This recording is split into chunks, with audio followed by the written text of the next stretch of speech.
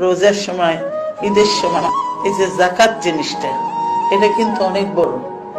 কিন্তু আমাদের দেখবেন যে কিছু কিছু লোক আছে, যাকাত মানে হলো যে শুধুমাত্র এই গ্রামে গেলাম, কিছু অনেক কিছু শাড়ি টার আর লুঙ্গি টুঙ্গি এটা সেটা দিলাম আর শেষ হয়ে গেল। মানে কতটুকু তাদের কাছে সম্পদ আছে সেই অনুযায়ী যে দিতে হয়, একটা রেশিও আছে সেই অনুযায়ী দিতে হয়, সেটা তারা করে না। কিন্তু এই যাকাত দিয়েও কিন্তু অনেক প্রোগ্রাম, ছোট ছোট প্রকল্প নিলে অনেক প্রোগ্রাম করে অনেক গরিব মানুষকে আত্মনির্ভরশীল স্বাবলম্বী করা সম্ভব। কিন্তু সেটা কেউ করে না, আসে না।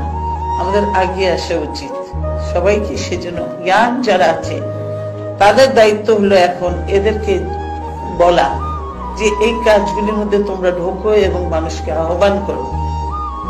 এই যারা এই যে লোকগুলো মরে গেল, একদিন সাহায্য, এই সাহায্য কতদিন চলবে তাদের? এই সাহায্যে তো কাজ হবে না। তার সারা জীবনটা পড়েছে, ছোট একটা মেয়ে সারা জীবনটা পড়েছে, মামার বয়সও বেশি না, কিন্তু তাদের তো চলতে হবে, বাঁচতে হবে।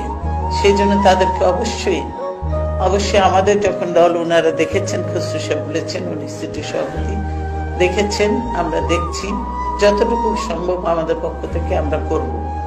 কিন্তু আমরা বলবো যে আরো যারা আছে তাদেরকেও এগিয়ে আসে। সম্পদশালী ব্যক্তি অনেক আছে।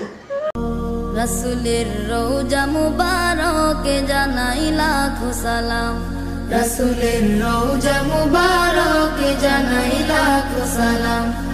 বাংলার প্রান্ত হতে রাসূল